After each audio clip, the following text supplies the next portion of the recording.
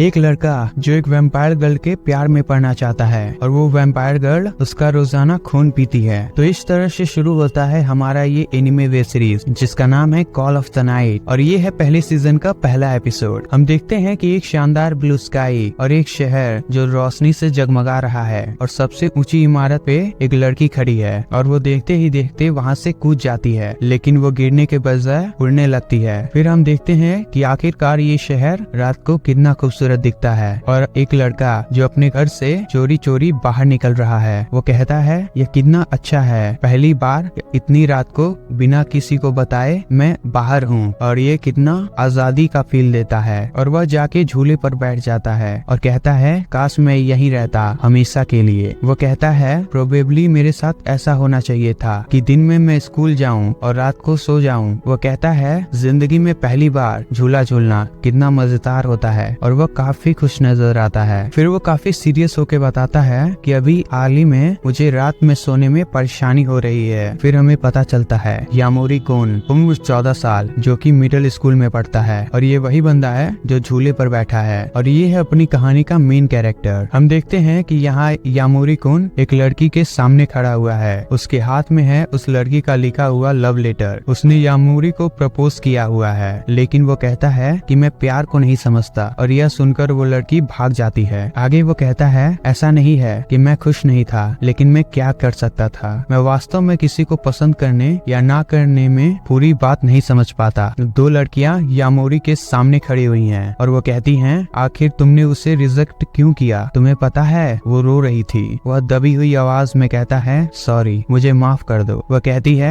बस इतना ही, तुम सबसे बुरे हो। फिर हम उसे झूले पे बैठे हुए देखते हैं और वो कहता है लेकिन मैं अब और परेशान नहीं हो सकता। फिर वो झूले से गिर जाता है और कहता है सबसे गंभीर मुद्दा ये है कि मुझे अब नींद नहीं आती। जो मुझे ऑनलाइन सलाह मिलती है वे कहते हैं कि मुझे अपने परिवार वालों से बात करनी चाहिए या फिर उनसे जिन पे मुझे विश्वास है। अगर मेरे पास ऐसे लोग होते तो ये बात कभी नहीं आती। तभी उसका फोन बजता है और वो घबरा जाता है। वह इधर उधर देखने लगता है। उसे लगता है कि उसके पेरेंट्स ने उसे ढूंढ लिया और वह कहता है क्या उन्हें पता लग गया कि मैं खुद में खोया हुआ हूँ। लेकिन वह बस एक फालतू का मैसेज होता है। वो इससे बाहर निकलने के लिए ऑनलाइन एडवाइस ढूंढ रहा होता है, पर वो कहता है शराब के बारे में बहुत सारी बातें हैं, लेकिन मैंने कभी पीने की नहीं सोची। चलते चलते उसके सामने एक वेंडिंग मशीन दिखती है। वो कहता है मैंने कभी नहीं सोचा था कि वेंडिंग मशीन रात में इतनी खुद चमकती है। वो देखता है कि उस वेंडिंग मशीन में शराब भरी पड़ी है। वो घबराते हुए वेंडिंग मशीन से एक शराब का कैन निकालने लगता है। तभी अचानक एक आवाज आती है तो तुम शराब खरीद रहे हो, तुम 20 साल के हो गए हो लेकिन लगते तो नहीं। वो कहता है आखिर तुम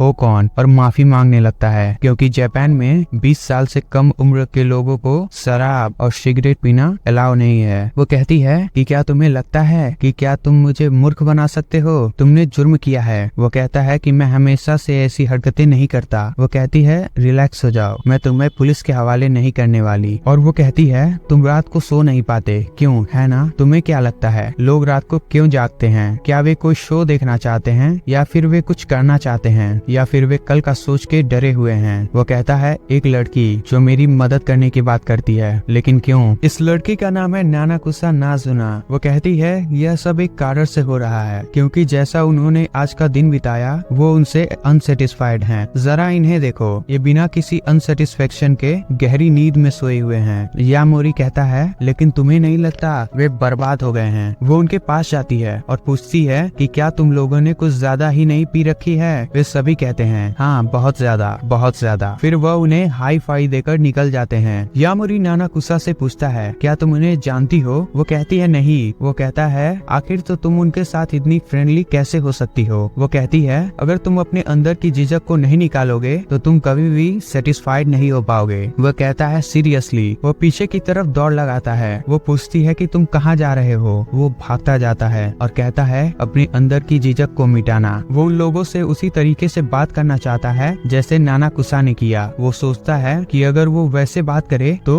उनका क्या रिएक्शन होगा। वो उन लोगों के पास जाता है और हाय कहता है। वे रिप्लाई देते हैं। उनमें से एक वहाँ पे उल्टी कर देता है और फिर वहाँ पे नानाकुसा आ जाती है। वो कहती है तो तुमने ये किया? वो उन लोगों से कहती है ध्यान रखना कि शराब तुम्हें न पीने लगे। वो कहते हैं हाँ। फिर वो लड़की पूछती है तो तुम्हें अब कैसा लग रहा है? अपने अपनी अंदर को झिझक मिटाने के बाद वो कहता है यह इतना भी बुरा नहीं है। चलते चलते वो लड़की पूछती है कि क्या तुम्हें नींद आ रही है? वो कहता है हाँ शायद। वो कहती है तो फिर मेरे घर पे चलते हैं, और वे उसके घर जाते हैं। वो कहता है हमारा साथ इतना भी बुरा नहीं लगता। वे उसके घर पे आ जाते हैं। वो कहती है चलो वहाँ पे सो जाओ। वो कहता है वो क्या है? वो कहती है मेरा फुटॉन यानी बिस्तर, और वह अपना गाउन निकाल देती है। वह चिल्लाता है तुम मेरे साथ गंदी हरकतें करने वाली हो। वह कहती है नहीं, बस एक लड़का और एक लड़की एक ही बिस्तर पर सोने वाले हैं। वह चिल्लाता है यह बहुत गंदा है, और वह वहाँ से भागने लगता है, लेकिन वह उसे रोक लेती है और कहती है घबराओ मत, मैं तुम्हें कुछ नहीं करूंगी, और उसे मना लेती है। हम देखते हैं कि वे दोनों एक ही बिस्तर पे सो जाते हैं, लेकिन उसे नींद नहीं आ रही होती। वह थोड़ा घबराया हुआ है। तभी नानाकुसा कहती है क्या तुम्हें नींद नहीं आ रही? वह कहता है नहीं, मैं ठीक हूँ। वह कहता है कोई भी यह बता सकता है कि यह पागलपन का काम है। आगे वो कहता है लेकिन ये काफी रिलैक्सिंग है, क्या किसी के साथ सोने पर ऐसा ही महसूस होता है? वह कहता है ये थोड़ी अजीब हो सकती है, लेकिन ये काफी अच्छी है। मैं कुछ देर तक झूठ मूठ का सोने का बहाना बनाऊंगा और फिर यहाँ से चला जाऊंगा। हम देखते हैं कि नानाकुसा अभी भी जगी हुई है। वह धीरे धीरे आगे बढ़ती है और कहती है तुम अभी भी जगे हुए हो, है ना? तुम बस बहाना बना रहे हो। जब उसे एहसास होता है कि वह सो गया, तो हम देखते हैं कि वह अपने दांत उसके गले में उतार देती है और उसका खून पीने लगती है। जब वो खून पी लेती है, खून पीने के बाद वो कहती है वाह, इसका खून कितना टेस्टी है। यामोरी जग जाता है और कहता है क्या हुआ? वो अपने हाथों पर लगे हुए खून को देखता है और वह उससे पूछता है ये क्या है? वो कहती है एक बड़ा मच्छर तुम्हारे ऊपर बैठा हुआ था, जिसे मैंने एक तमाचे में गिरा दिया। नानाकुसा फिर पूछती है क्या तुम्हें यकीन नहीं हुआ? वह कहता है नहीं, तुम्हारे मुंह पर खून लगा हुआ है तो तुम एक वैम्पायर हो, और शायद मैं भी अब एक वैम्पायर बन जाऊंगा। वो कहती है नहीं नहीं। वो पूछता है तो तुमने मुझे एक वैम्पायर में क्यों नहीं बदला? वो पूछता है तो क्या वैम्पायर बच्चे पैदा करने के लिए खून नहीं चूसते? वह कहती है इंसान ऐसा सोचते हैं, लेकिन मेरे लिए खून चूसना खाना खाने के बराबर है। क्या तुम्हें नहीं लगता हर बार खाना खाने के बाद तुमको नए फैमिली मेंबर्स जब मिलेंगे तो ये काफी बुरा होगा? वह कहता है हाँ, लेकिन ये मुझे पागल बना रहा है। नानाकुसा कहती है लेकिन हाँ, मैंने सुना है कुछ वैम्पायर्स के बारे में जो खून पीने के बाद बहुत सारे बच्चे बनाते हैं, लेकिन मैं उनमें इंटरेस्टेड नहीं हूँ। वो पूछता है तो आखिर मैं एक वैम्पायर में क्यों नहीं बदला जब मेरा खून तुमने पिया? वो बतलाती है कि अगर तुम्हें वैम्पायर में बदलना है तो तुम्हें पहले प्यार करना होगा, और नानाकुसा शर्म के मारे लाल हो जाती है। जो भी उस वैम्पायर से प्यार करेगा उसको अपना ही खून पीने देना होगा, और फिर वो एक वैम्पायर में बदल जाएगा, उसके ऑफस्प्रिंग में। ऑफस्प्रिंग का मतलब होता है संतान। वो कहती है यह वैसा ही है जैसे जब एक मर्द और एक औरत मिलते हैं तो बच्चा पैदा होता है। वो कहता है कि तुम अचानक किस तरीके से बात करने लगी? वो कहती है लेकिन मैंने सही कहा है ना? फिर वो दोबारा कहती है कि इंसान सिर्फ कॉपुलेशन यानी मिलन के दौरान ही बच्चे पैदा करता है, और ये सुन के यामुरी बहुत ही चिढ़ जाता है और उनका झगड़ा हो जाता है। वो कहती है तुम इतना गुस्सा क्यों हो रहे हो? तुम अभी 14 साल के हो गए हो और तुम इन सब चीजों के बारे में बात कर सकते हो। यामुरी कहता है ये बहुत ही घटिया है, और फिर वो कहता है लेकिन तुम इतनी शर्मा क्यों रही हो? वो कहती है चुप हो जाओ। फिर हम छोटे से झलक में देखते हैं कि उस लड़की का दिया हुआ लव लेटर यामुरी के हाथ से गिर जाता है। नानाकुसा पूछती है क्या तुम्हें स्कूल में कोई लड़की पसंद है? वो कहता है नहीं, यहाँ तक कि लड़कियाँ मुझे अच्छी नहीं लगती। वो दोबारा कहती है तो क्या तुम्हें लड़के पसंद हैं? यामुरी कहता है नहीं, मेरा वो मतलब नहीं था।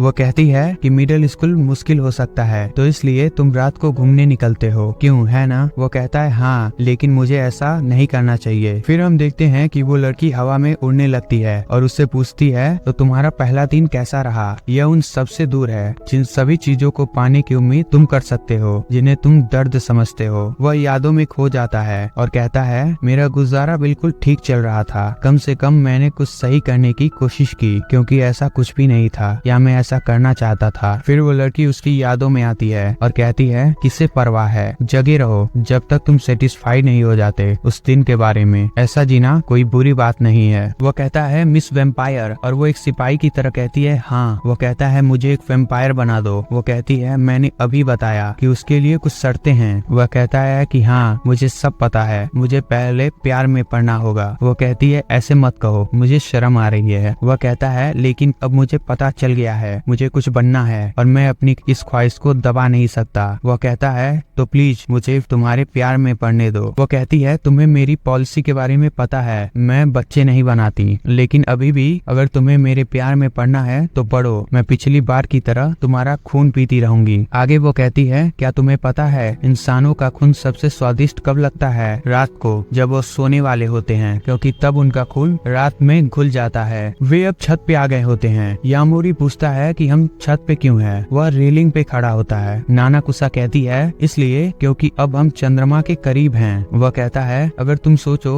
तो नीचे से और इस छत से चंद्रमा की दूरी में कोई कमी नहीं आ रही। वो कहती है, इस रात को तुम्हारे अंदर खून में घोलने के लिए हम यहाँ पे हैं। अगर दूसरे शब्दों में कहें तो इस रात को खून में घोलने का मतलब है लेट तक जागना। वो कहता है, तो मुझे अब लेट तक जागना होगा। खैर, ये तो मेरा प्लान ही था। फिर हम देखते हैं कि नानाकुसा यामोरी को उस छत से ढकेल देती है और वो सीधे जमीन पर गिरने लगता है। वो कहता है, अब मैं मरने वाला हूँ। लेकिन तभी नानाकुसा आ जाती है और कहती है, चलो कुछ मजे करके आते हैं। और वे उस रात को आसमान में उड़ते हुए इस खूबसूरत शहर को निहारने लगते हैं। और यहाँ पे हमारा पहला एपिसोड खत्म होता है। तो यहाँ से शुरू होता है anime web series call of the night का दूसरा एपिसोड। हम देखते हैं कि यामोरी फिर से आधी रात को अपने घर से बाहर निकलता है। वह कहता है, यह एक और शानदार रात है। फिर वो उसी पार्क में दोबारा जाता है जहाँ पे नानाकुसा पहले से बैठी होती है। वो कहती है, यह कितनी शांत रात है, क्यों है ना? वो कहती है, मैंने कहा था कि मेरे लिए खून पीना खाना खाने के जैसा है, लेकिन ये भी सच है कि वैम्पायर किसी दूसरे का खून पीने के बाद ही अपनी ऑफस्प्रिंग को जन्म देते हैं, यानी बच्चे पैदा करते हैं। तो इसका मतलब ये है कि खाना खाने के साथ साथ वे कॉपलेट भी करते हैं, यानी मिलन। यामोरी कहता है, तुम हर वक्त ऐसा कैसे कह सकती हो? वो कहती है, क्या तुम्हें नहीं पता कॉपलेटिंग का मतलब होता है स्टेमन और पिस्टल को एक करना। भाई लगता है पूरी रिप्रोडक्शन चैप्टर यहीं पढ़ा देंगे। यामोरी कहता है, मेरा वो मतलब नहीं था, मुझे पता है कि वो क्या है। नानाकुसा पूछती है कि क्या तुम्हें तुम्हारा लक्ष्य नहीं पता? वो कहता है, नहीं,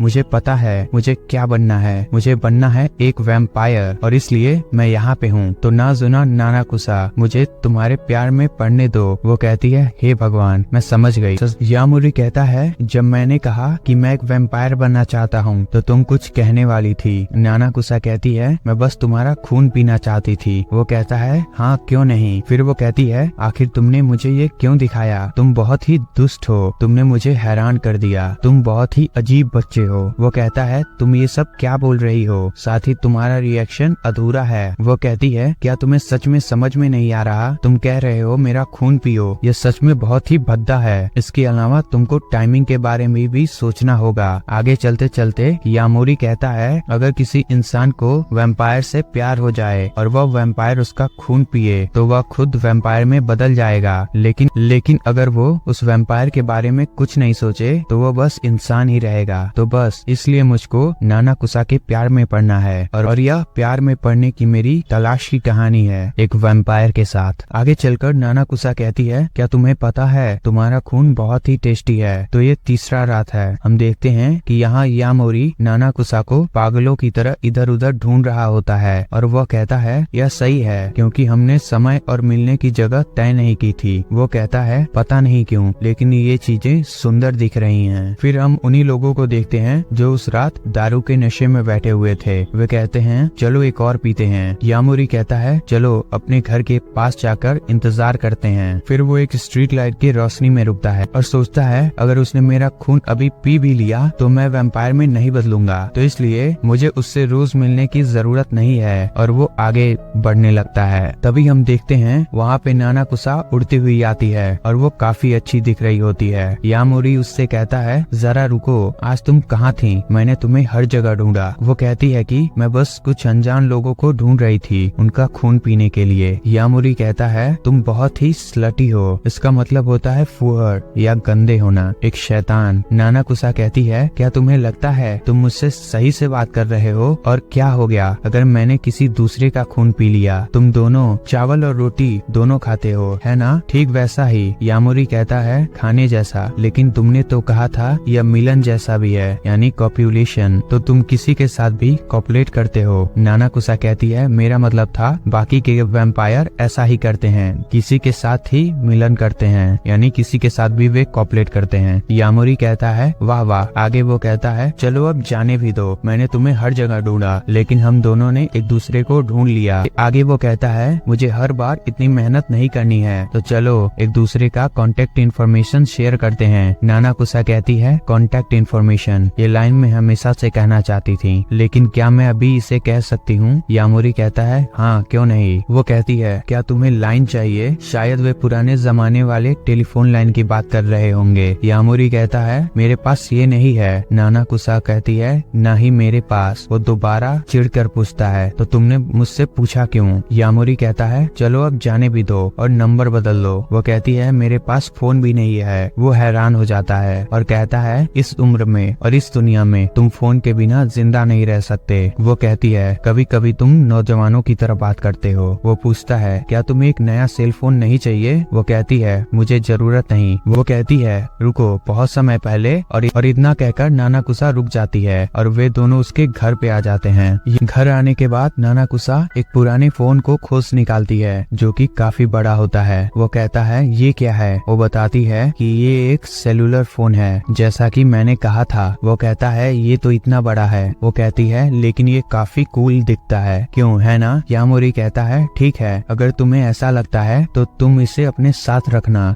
जब मैं घर से बाहर निकलूंगा तब मैं कॉल करूंगा। नानाकुसा कहती है नहीं, मैं इतनी बड़ी चीजों को अपने साथ लेकर नहीं घूम सकती। यामोरी गुस्सा हो जाता है और कहता है आखिर तुम कहना क्या चाहती हो? नानाकुसा कहती है मैंने ये फोन बहुत पहले खरीदा था क्योंकि मुझे लगा था मुझे इसकी जरूरत पड़ेगी, लेकिन अभी वे अब नए छोटे फोन के साथ आए हैं, तो अब मुझे अब और परेशान नहीं होना है और इसलिए मुझे अब फोन नहीं चाहिए। और फिर वो उस बिस्तर पे सो जाती है। यामोरी पूछता है तुम ऐसे क्यों बिहेव कर रही हो जैसे कि अभी सोने का टाइम है? वो कहती है मैं अभी उड़ के उन लोगों को ढूंढ रही थी तो मैं बहुत ही ज्यादा थक गई हूँ। नानाकुसा कहती है तुम किसके इंतजार कर रहे हो, मुझे ज्वाइन करो। और फिर वे एक साथ सो जाते हैं। यामोरी कहता है मैं सचमुच नहीं जानता, मेरा मतलब है कि मैं प्यार या किसी चीज में नहीं हूँ, इसके अलावा इन सिचुएशंस में कोई भी घबरा जाएगा। वो कहता है क्या ये नॉर्मल है कि मैं चाहता हूँ कि वह मेरे अलावा ये सब किसी और के साथ न करे? फिर नानाकुसा कहती है क्या जल्द ही मैं तुम्हारा खून पी सकती हूँ?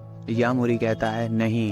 नानाकुसा बौखला जाती है और कहती है तुम झूठे हो, तुमने मुझसे वादा किया था कि मैं तुम्हारा खून पीऊंगी, तुम मुझे अपना खून पीने दोगे? वो कहता है अगर अभी भी तुम मेरा खून पियो तो मैं वैम्पायर में नहीं बदलूंगा, और अगर तुम इतना ही चाहती हो तो तुम किसी दूसरे को आज के लिए ढूंढ लो, तुमने कहा था तुम किसी और को ढूंढ सकती हो। वो दबी हुई आवाज में कहता है मैं ऐसा क्यों कह रहा हूँ? नानाकुसा थोड़ी सीरियस हो जाती है और थोड़ी शर्माती हुई कहती है मैं तुम्हें ही ढूंढ रही थी, लेकिन ये कहने में मुझे शर्म आ रही थी, मुझे माफ कर दो। और तुम्हारी जितना स्वादिष्ट खून ढूंढना बहुत ही कठिन काम है। और उसके बाद यामोरी नानाकुसा को उसका खून पीने देता है। फिर यहाँ यामोरी कहता है कि मुझे राहत का एहसास होता है, ऐसा नहीं है क्योंकि मेरा खून टेस्टी है, लेकिन क्योंकि हम दोनों को एक ही जैसा महसूस होता है। रीजन कोई भी हो, ये उतना इम्पोर्टेंट नहीं है, मैं बस नानाकुसा को देखना चाहता हूँ। फिर हम देखते हैं कि ये शायद चौथी रात है और यामोरी नानाकुसा को हर जगह ढूंढ रहा होता है और थक कर एक पार्क में बैठ जाता है। तभी वहाँ नानाकुसा आती है। वह कहता है मैं फिर से तुम्हारे लिए इंतजार कर रहा था और तुम्हें हर जगह ढूंढ रहा था। वो कहती है मैं भी तुम्हें ढूंढ रही थी, तो जरा आराम करने दो। यामोरी कहता है तो इसलिए मैं आज ये लाया हूँ, एक रिस्ट वॉच ट्रांसरिसीवर। वो उसे देखकर पागलों जैसी हरकतें करने लगती है। वो कहता है मुझसे ज्यादा तो ये एक्साइटेड है। वो पूछती है कि क्या हम इससे खेल सकते हैं? वो कहता है नहीं, ये एक दूसरे से कनेक्ट करने के लिए है। वो कहती है लेकिन हम इससे खेल भी सकते हैं, क्यों? वो कहता है तुम इसके साथ इतना खेलना चाहती हो? वो आगे पूछती है तुमने आखिर ये चीज खरीदी क्यों थी? वो कहता है मुझे ठीक से याद नहीं, लेकिन जब मैं बच्चा था तो शायद मैंने इसे खेलने के लिए खरीदी होगी। वो कहती है तो क्या तुम्हारे पास दोस्त भी हैं? क्योंकि बिना दोस्तों के तुम इसका यूज नहीं कर सकते। यामोरी कहता है ये मेरी बेइज्जती करना हुआ, मैं वैसा बेवकूफ नहीं हूँ जो बिना दोस्तों के इनके साथ खेलने का रास्ता नहीं ढूंढ सकता। फिर वो बताता है कि ये चीज उसे क्यों लेनी पड़ी। दरअसल वह चेकआउट लाइन में खड़ा होता है जहाँ से ये चीज उसने खरीदी होती है, और चेकआउट लाइन का मतलब होता है कि आप जस्ट उसका बिल पे करके वहाँ से निकलने वाले होते हो, तो इसलिए ये चीज उसे लेनी पड़ती है। वो आगे कहता है कि मैंने अपना दिमाग घुमाया और सोचा कि आखिर मैं सबसे ज्यादा इससे फायदा कैसे उठा सकता हूँ। नानाकुसा बीच में पूछती है तुमने अपने दोस्त बनाने के लिए नहीं सोचा? वो कहता है चुप हो जाओ। आगे वो बताता है कि कैसे उसने उसमें से एक ट्रांस रिसीवर कहीं छुपा दिया कि वो बाद में ढूंढने पर मिल जाए, और वहाँ से चला गया। जब उसको पता चला कि अब सिग्नल नहीं मिल रहा है तो वो वापस जाता है उसे देखने के लिए, लेकिन वो वहाँ पे नहीं होता है। वो उस पे कॉल करने की सोचता है लेकिन वो कॉल नहीं करता। वो कहता है कि पता नहीं उस समय मेरे दिमाग में क्या चल रहा होता है। वो अपना एक ट्रांस रिसीवर दिखाता है और कहता है उस समय का एक छोटा सा ट्रांस रिसीवर ये रहा। नानाकुसा जोर जोर से हंसने लगती है और कहती है तुमने इसे क्यों पहना है? वो कहता है मैंने सोचा ये थोड़ा मजेदार होगा। यामोरी कहता है चलो इसको टेस्ट करते हैं। नानाकुसा कहती है अगर यह सिर्फ एक टेस्ट है तो मैं सरप्राइज हूँ कि असली चीज क्या होगी। यामोरी कहता है तुम हमेशा ऐसे ही क्यों बात करती हो, तुम सच में थोड़ी अजीब हो। फिर हम देखते हैं कि नानाकुसा उड़ के चली जाती है और फिर यामोरी अकेले रोड पे खड़ा होता है। वह दबी हुई आवाज में कहता है मैं अभी अकेला हूँ, लेकिन यह उससे कुछ अलग है। जब मैं अकेले बिना किसी सुराग के उसे ढूंढ रहा था। हालांकि ऐसा नहीं है कि मैंने कभी सोचा था कि अकेले रहना उदासी भरा है। वह चलते चलते कहता है कभी कभी लोगों के बीच में होना भी अकेलेपन का एहसास कराता है। मैं सोचता हूँ कि आखिर दूसरे लोग इस इमोशन से कैसे निपटते होंगे, लेकिन इस समय मैं अकेला हूँ, लेकिन मैं अकेला नहीं रहना चाहता। वह कहता है मुझे लगता है कि 150 मीटर में ये ट्राई करना सही रहेगा। मैंने ये बटन कभी नहीं दबाया, न ही मैं फोन का ही ज्यादा इस्तेमाल करता हूँ, और इतनी दूरी से मैंने बहुत दिनों से किसी से भी बात नहीं किया। वह कहता है लेकिन अब कुछ भी हो, और वह बटन दबा देता है और फिर एक शोर होता है। वह कहता है मैंने इसको इतना लाउड नहीं सोचा था। दूसरी तरफ से रिस्पॉन्स आता है हेलो। यामोरी कहता है गुड इवनिंग। वो हंसते हुए कहती है गुड इवनिंग। वो कहता है हाँ, जब हमें मिलना चाहिए तो एक दूसरे को विश करना चाहिए। वो कहती है top of the evening to you. वो थोड़ा सोचने लगता है। वे अब दोनों थोड़े खेलने लगते हैं। नानाकुसा कहती है मैंने दुश्मन को देख लिया, क्या मैं इन्हें मार दूं? यामोरी कहता है नहीं, जरा देखो वे क्या क्या करते हैं। नानाकुसा हंसती हुई कहती है हाँ मैं समझ गई, मैं उनका पीछा करती हूँ। यामोरी कहता है तुमने ऐसा मुझे करने पर मजबूर कर दिया। वो पूछता है ट्रांस रिसीवर के साथ खेलना मजेदार है क्यों, है ना? मैं खुश हूँ कि मैंने इन्हें खरीद लिया। वो आगे कहता है कि हम एक कपल जैसे रात में बाहर घूम रहे हैं। नानाकुसा उससे कहती है तुम ऐसा कैसे कह सकते हो, मुझे शर्म आ रही है। वह कहता है ये बहुत मजेदार है, मुझे आशा है कि मैं जल्द ही प्यार में पड़ जाऊंगा। वो कहती है तुम अपने आप से बहुत जोर से बात कर रहे हो बेवकूफ। नानाकुसा कहती है आज का खून स्पेशली बहुत टेस्टी होने वाला है, और फिर वे उड़कर यामोरी के स्कूल पर पहुंचते हैं। वो कहता है इससे पहले इतनी रात को मैं स्कूल पर कभी नहीं आया, और वैसे भी मैं दिन में भी बहुत कम ही आता हूँ, लेकिन ये जानकर कि यहाँ पे कोई नहीं है मैं बहुत ही खुश हूँ।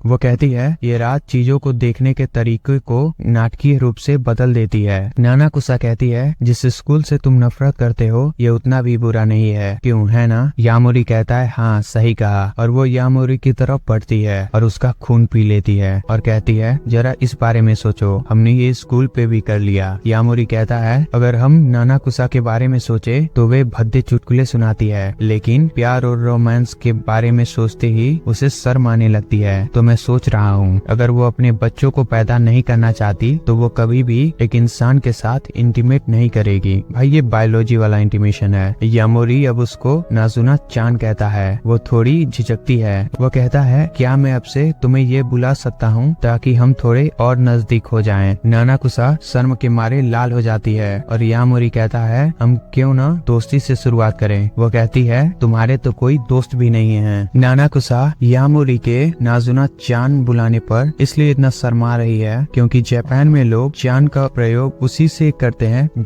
जिसे वे सबसे ज्यादा मानते हैं। आगे हम देखते हैं कि यामोरी सड़क पर जा रहा है। वो ट्रांस रिसीवर के बारे में सोच रहा होता है जो उसने सबसे पहले खरीदा था। वो कहता है यह किसके पास होगा, और तभी वो ट्रांस रिसीवर बजता है और पीछे से आवाज आती है यामोरी, ये एक लड़की होती है, और वो हैरान हो जाता है। तो यहाँ पे अपना दूसरा एपिसोड खत्म होता है। तीसरे एपिसोड को देखने के लिए आप सब्सक्राइब कर सकते हो। तो यहाँ से शुरू होता है अपना तीसरा एपिसोड। वो लड़की पूछती है तुम यहाँ क्या कर रहे हो। वो उसका नाम लेता है अकीरा। ये लोग पहले से एक दूसरे को जानते हैं। फिर हम देखते हैं कि नानाकुसा और यामोरी एक पास बैठे हुए हैं। नानाकुसा पूछती है कि क्या सचमुच तुम्हारे कोई दोस्त नहीं है। वो अजीब सी शक्ल बनाता है। वो कहती है तुम ऐसी शक्ल क्यों बना रहे हो। वो पूछता है आखिर किस तरीके से लोग दोस्त होते हैं। वो कहती है तुम्हारा क्या मतलब है। वो आगे पूछती है कि जब तुम किसी के बारे में सोचते हो तो तुम क्या सोचते हो। वो कंफ्यूज हो जाता है। नानाकुसा कहती है ये तुम्हारे लिए मुश्किल हो रहा होगा, क्यों है ना। यामोरी कहता है मुझे माफ करना। वो कहता है कि किसी को दोस्त समझ लेने से क्या वो आपका दोस्त बन जाता है। नानाकुसा कहती है तुम सही कह रहे हो क्योंकि तुम्हारा कोई दोस्त नहीं है। वो कहता है क्या तुम्हें पता है मैंने बचपन में बहुत सारे दोस्त बनाए थे और हम मिलकर बहुत सारे गेम्स खेला करते थे, लेकिन किसी को दोस्त बुलाना और जब आप उनसे सालों से नहीं मिले हुए हो ये बहुत ही बेकार है। तो ऐसा नहीं है कि तुम दोस्त बनाना नहीं चाहते, नानाकुसा कहती है। आगे वो कहता है ये बेचारा ट्रांस रिसीवर, मैंने इसको इसीलिए लिया क्योंकि मैं किसी से बात करना चाहता था। नानाकुसा पूछती है कि क्या इसका ये मतलब है कि तुम दोस्त बनाना चाहते हो। वो कहता है हाँ शायद। फिर सीन चेंज होता है और हम देखते हैं कि अकीरा और यामोरी एक दूसरे के सामने खड़े हैं। यामोरी उससे पूछता है मेरा ट्रांस रिसीवर तुम्हारे पास कैसे है। वो कहती है मैंने इसे कभी नहीं फेंका क्योंकि तुमने मुझे इसे दिया था, क्या तुम भूल गए। वो हैरान हो जाता है और कहता है ये क्या हो रहा है, मैंने इसे क्यों दिया होगा। अकीरा कहती है हम हमेशा से अलग अलग क्लास में रहे। 6th क्लास के दौरान तुम काफी ज्यादा फ्रेंडली हो गए थे और तुमने बहुत से दोस्त बना लिए थे, तो मैं तुमसे कभी बात नहीं कर पाई। मैंने तुम्हारा इंतजार किया कि तुम कॉल करोगे, लेकिन तुमने कभी कॉल नहीं किया। मैंने सोचा कि तुम भूल गए होगे, तो इसलिए मैंने भी इसे छोड़ दिया। लेकिन तुम बहुत दिनों से स्कूल नहीं आ रहे थे, तो मैंने यह जानने के लिए कॉल किया कि तुम कैसे हो। तभी मैंने नजदीक में आवाज सुनी और ये तुम थे। ये सरप्राइज करने वाला था। यामोरी कहता है कि रुको एक सेकेंड, क्या वो ट्रांस रिसीवर मैंने तुम्हें दिया। वो कहती है नहीं, लेकिन तुमने यह हमारे मेल बॉक्स पे छोड़ा था। वो कहता है ओह मुझे अभी तक अकीरा का रूम नंबर भी नहीं पता था। अकीरा आगे कहती है लेकिन कोई नहीं, अभी तुम ठीक लग रहे हो। बाकी सारे लोगों ने तुम्हारे बारे में अपने विचार बदल लिए हैं, जैसा कि तुम अब बन गए हो। वो आगे कहती है क्या तुम्हें पता है कि तुम पहले बहुत ही उदास रहा करते थे। मैं बहुत परेशान थी क्योंकि हम दोस्त हैं। यामोरी धीरे से कहता है दोस्त। उसे यकीन नहीं हो रहा है कि कोई उसे दोस्त बुला सकता है। इतने सालों बाद भी तुम परेशान रहते थे और मैं सोचती थी कि तुम मुझे अपना दोस्त मानते हो या नहीं, लेकिन तुमने इसे अपने तरीके से सोचा और मुझे बताया कि तुम्हें कैसा लगता है, और इसने मुझे खुश कर दिया। Thank you. दरअसल अकीरा समझती है कि यामोरी भी उसको अपना दोस्त मानता है। यामोरी अपने मन में कहता है इसे समझने में भूल हो गई है, ये बहुत बुरा है। क्यों। फिर हम देखते हैं कि यामोरी अपने पास्ट के बारे में, और ये उसका बचपन है। हम देखते हैं एक लड़का पार्क के सबसे किनारे अकेला बैठा हुआ है। वो कुछ देख रहा है। तभी वहाँ पे एक लड़की आती है। दरअसल वो लड़का यामोरी है और वो लड़की यामोरी से पूछती है तुम यहाँ क्या कर रहे हो, चलो हमारे साथ खेलो। वो कहता है मैं देख रहा हूँ कि किस तरीके से कुछ चींटियाँ एक मरे हुए कीड़े को ले जा रही हैं। वो कहती है क्या सच में ये तुम क्या। वो कहता है हाँ ये बहुत मजेदार है, इसमें खेलने के लिए तुम्हें इधर उधर भागने की जरूरत नहीं है। क्या तुम्हें इधर उधर भागना अच्छा लगता है। वो कहता है कि मैं अपने तरीके से सबके साथ मजे कर रहा हूँ, तुम मेरी चिंता मत करो। अकीरा जरा सोचती है और वो भी वहाँ बैठ जाती है और मुस्कुराती हुई कहती है कि हम दोस्त हैं, क्यों है ना। यामोरी थोड़ा सोचता है और कहता है हाँ शायद। वो कहती है तो फिर ठीक है। यामोरी कहता है इस चीज को बहुत समय बीत गए हैं। वो उससे पूछता है लेकिन तुम अभी यूनिफॉर्म में क्या कर रही हो, क्या तुम अभी घर जा रही रही हो? वो कहती है बिल्कुल नहीं, मैं अपने घर से निकल रही हूँ। वो कहती है लेकिन अभी 4 बजे हैं रात के। वो कहती है इसका मतलब है कि सुबह के 4 बजे हैं। मैं सुबह जल्दी मैं सी हूँ ताकि स्कूल जाने से पहले मैं थोड़ा टहल सकूं। वो फुसफुसा, मैं ऐसा कभी नहीं करूंगा। फिर वो पूछती है लेकिन तुम यहाँ क्या कर रहे हो? वो बहाना बनाते हुए कहता है वो कहता है मैं ऐसा कभी नहीं करूंगा। फिर वो पूछती है लेकिन तुम यहाँ क्या कर रहे हो? वो बहाना बनाता है। वो कहता है मैं भी अपने घर तक टहल रहा हूँ। वो कहती है तो फिर क्या हम फिर मिल सकते हैं? इसी समय फिर हम देखते हैं यामोरी नानाकुसा के अपार्टमेंट में के सामने खड़ा है। वो उसको कॉल करता है। नानाकुसा कहती है कि मैं अभी सोने ही जा रही थी। वह कहता है मेरे पास एक न्यूज है, मेरे पास भी एक दोस्त है। वो कहती है बस एक, और गुड नाइट बोल के फोन काट देती है। सीन चेंज होता है। हम देखते हैं अकीरा को जो अपने हाथ में ट्रांस रिसीवर लिए हुए है, और फिर नानाकुसा और यामोरी को। नानाकुसा ने अभी अभी यामोरी का खून पिया होता है। वह अपने कपड़े पहनकर निकलने वाला ही होता है। इन दोनों नानाकुसा उससे पूछती है इन दिनों तुम घर जल्दी जा रहे हो? वह कहता है यहाँ पहले से ही 3:30 बज चुके हैं। वो कहती है लेकिन अभी तो रात शुरू हुई है। वो कहता है मुझे नहीं लगता कि अभी शुरू हुई है। वह कहती है तुम आजकल बस अपना काम करते हो और फिर निकल जाते हो, तो इसका ये मतलब है कि हमारा रिलेशनशिप सिर्फ फिजिकल है। यामोरी चिढ़ते हुए कहता है अगर कुछ भी हो तो ये तुमसे कनेक्टेड है, इसका ये मतलब नहीं। नानाकुसा कहती है ठीक है, मुझे इससे कोई मतलब नहीं। यामोरी चिल्लाते हुए कहता है तुम्हें इससे दूर रहना चाहिए, क्या तुम्हें नहीं लगता? नानाकुसा कहती है तुम किसी और लड़की से मिलने जा रहे हो, क्यों? है ना, मुझे पता है इसके बारे में। यामोरी कहता है नहीं नहीं, ऐसा बिल्कुल भी नहीं है। वो फिर पूछती है क्या सच में? यामोरी घबरा जाता है और जल्दी जल्दी कहता है नहीं नहीं, ऐसा बिल्कुल भी नहीं है। और वो कहता है चलो बाद में मिलते हैं, हम उन शराबियों को भी देखते हैं। वे कहते हैं हम और नहीं पी सकते। यामोरी भागता भागता उस जगह दोबारा पहुंचता है जहाँ पर उसे अकीरा दिखती है। फिर पार्क में बैठा हुआ देखते हैं। यामोरी बतलाता है कि नाजुना चांद के साथ समय बिताने के बाद ये मेरी रोज की आदत बन गई थी कि अकीरा से मिलना उसके स्कूल जाने से पहले। ऐसा नहीं है कि हम बहुत ही ज्यादा बात करते थे, हम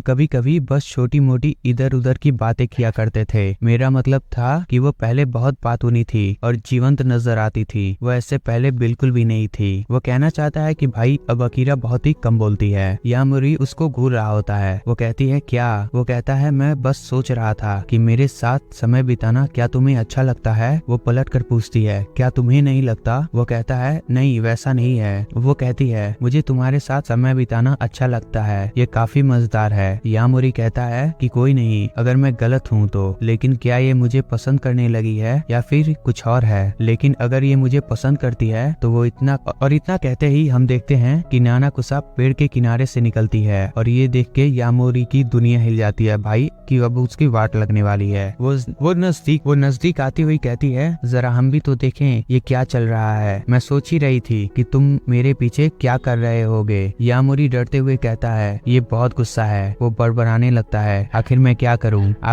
करूं। वो नजदीक आती है और उसके सर पे मारती है और कहती है कि तुम यहाँ हैंकी पैंकी कर रहे हो। इसका मतलब है भाई किस विश की बात कर रही है वो, और वो भी इस जगह पर। वो कहता है क्या? वो कहती है हाँ तुम क्या, नहीं तो तुम्हें क्या लगता है एक लड़का और एक लड़की इतनी देर रात को क्या कर रहे होंगे हैंकी पैंकी के अलावा? वो कहता है मुझे तो इसका मतलब भी नहीं पता। अकीरा पूछती है यामोरी क्या तुम इसे जानते हो? वो कहता है हाँ। तभी नानाकुसा कहती है तुम्हें इससे चिंता करने की कोई जरूरत नहीं है, हमारा रिलेशनशिप सिर्फ फिजिकल है। यामोरी कहता है ऐसा मत कहो। अकीरा कहती है अगर तुम स्कूल नहीं आ रहे हो तो ये ठीक है, लेकिन तुम्हें इतना खतरनाक और मजेदार काम नहीं करना चाहिए। वो कहता है ऐसा नहीं है। नानाकुसा कहती है क्या तुमने सुना? वो कहता है चुप हो जाओ। अकीरा कहती है तो ऐसा है। यामोरी पूछता है तुम्हें क्या समझ में आया? नानाकुसा कहती है यह पूरी तरीके से फिजिकल है। वो फिर कहता है चुप हो जाओ। भाई ये दोनों मिलके भाई अपने यामोरी भैया को पागल बनाने वाले हैं। अकीरा कहती है तुम इसे पसंद करते हो, क्यों? है ना। हम देखते हैं नानाकुसा शर्मा रही होती है। यामोरी कहता है कि वो शर्मा रही है। वो चिल्लाती हुई कहती है तुम स्कूल के बच्चे हर चीज को बस रोमांस में बदलना चाहते हो।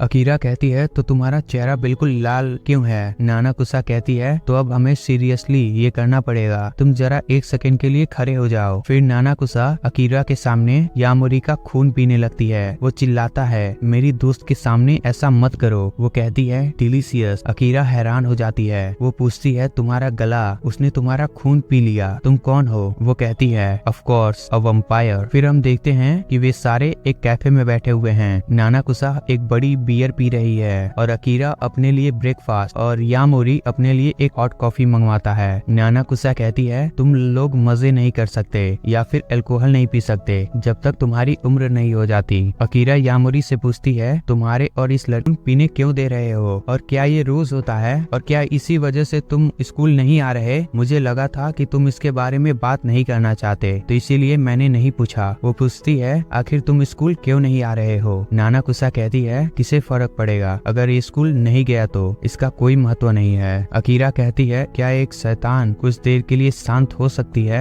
नानाकुसा चिढ़ती हुई कहती है एक मॉन्स्टर। नानाकुसा कहती है ये लड़की सच में कुछ अलग है, क्या तुम्हें भी ऐसा लगता है? यामोरी कहता है बस मुझे सच में बुरा लग रहा है। यामोरी कहता है मुझे सच में बुरा लग रहा है कि मैंने तुम्हें ये पहले नहीं बताया, लेकिन तब मैं बस यही कर सकता था। मुझे थोड़ा भी अच्छा नहीं लगता था। तुम्हें क्या लगता है तुम इस इमोशन से कैसे निपटती? अकीरा कहती है मेरे लिए भी सेम ऐसा ही था। मैंने भी हर दिन स्कूल या घर में अच्छा नहीं लगता, लेकिन मुझे स्कूल में जाना पड़ता है। मैं अपने दोस्तों को भी नहीं बता सकती, भले ही वे मेरे दोस्त हैं, लेकिन मुझे खुशी है कि इतने समय बाद मुझे तुम मिले। बाद मुझे ऐसा ही लगा जैसे तुम एलिमेंट्री स्कूल में हो। अकीरा कहती है यामोरी तुम मेरे साथ ही स्कूल आओ, अगर तुम मेरे साथ रहोगे तो ये मेरे लिए बहुत ही मजेदार होगा। नानाकुसा कहती है तुम बहुत मजेदार हो, तुम्हारा नाम क्या है? मेरा नाम है नाजुना नानाकुसा। अकीरा कहती है मेरा नाम है असाई अकीरा। फिर आगे वो कहती है मुझे अभी भी इस वैम्पायर थियरी पर पूरी तरीके से यकीन नहीं है। फिर नानाकुसा कहती है तुम भले ही यकीन मत करो, फिर भी मैं एक वैम्पायर ही रहूंगी। आगे पूछती है कि तुम बहुत समय से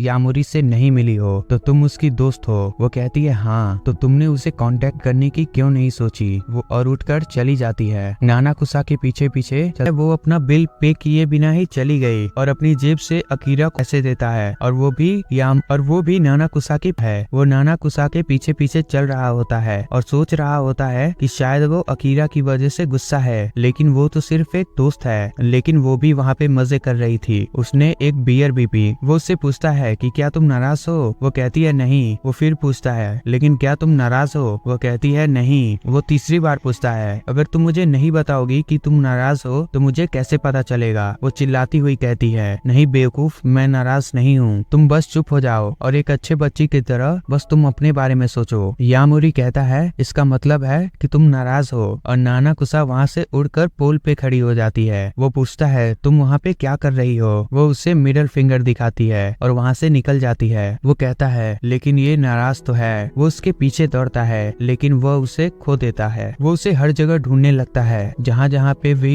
वो मिल सकती थी। हम देखते हैं कि वो सीढ़ियों पर चल रहा होता है ये सोचते हुए कि आखिर में वो नाराज क्यों है। तभी वहाँ सीढ़ियों पर वो गिर जाता है और किनारे बैठकर वो कहता है कि शायद मेरे दांत न टूटे हो। फिर उसकी नजर उस घड़ी पे जाती है और उस पे से सिग्नल रिसीव होता है। नानाकुसा से माफी मांगता है। वो कहती है लेकिन क्यों, किस बारे में? वो कहता है क्योंकि तुम नाराज हो। वो कहती है तो क्या नाराज होने पर कोई माफी मांगता है? वो कहता है हाँ, क्योंकि मैं एक दोस्त से अकेले मिल रहा था। वो कहती है लेकिन इस बात पर मैं नाराज क्यों होंगी? ये बहुत अच्छी बात है कि तुम्हारे पास एक दोस्त है। यामोरी कहता है मैं पहली बार किसी से झगड़ रहा हूँ तो मुझे समझ में नहीं आ रहा कि तुम नाराज क्यों हो। तो अगर तुम मुझे बता सकती हो तो प्लीज बताओ, मैं तुमसे सुलह करना चाहता हूँ। तभी वहाँ नानाकुसा आ जाती है और कहती है कि क्या हमारा रिलेशनशिप सुलह करने जैसा है? आगे वो कहती है हमारा रिलेशनशिप प्योरली फिजिकल है, लेकिन और हम इस बात को साइड में रखते हैं। मैं तुमसे नाराज नहीं हूँ। वो कहती है मैं बस चढ़ता है चिढ़ना और गुस्सा होना क्या अलग बात है? वो आगे कहती है क्या तुम्हें याद है वो किस तरीके से तुम्हें अपने साथ स्कूल आने के लिए बुला रही थी? तुमने उसे जवाब क्यों नहीं दिया? वो कहता है कि मैं इन हालातों में स्कूल नहीं जा सकता और मैं उसे इसलिए नहीं बताया और कि एक इंसानी दोस्त को कैसे बताया जाए कि मैं एक वैम्पायर बनना चाहता हूँ। नानाकुसा कहती है ये तुम्हारे मुंह पे क्या लगा हुआ है? दरअसल जब वो गिरता है तब उसे चोट लग गई होती है तो वो उसका ब्लड रहता है। फिर नानाकुसा धीरे से और कहती है तुमने अभी कहा ह्यूमन फ्रेंड, यानी तुम्हारे पास एक वैम्पायर फ्रेंड भी है। वो मुस्कुराती हुई कहती है मैं आज तुम्हारा और खून नहीं पीऊंगी और कहती है कल मिलते हैं और वो चली जाती है। यामोरी हल्के आवाज में कहता है नाजुना चान, दोस्त हमेशा इस तरह किस नहीं करते। यहाँ पे हमारा तीसरा एपिसोड एंड होता है और चौथा एपिसोड देखने के लिए आप सब्सक्राइब कर सकते हो।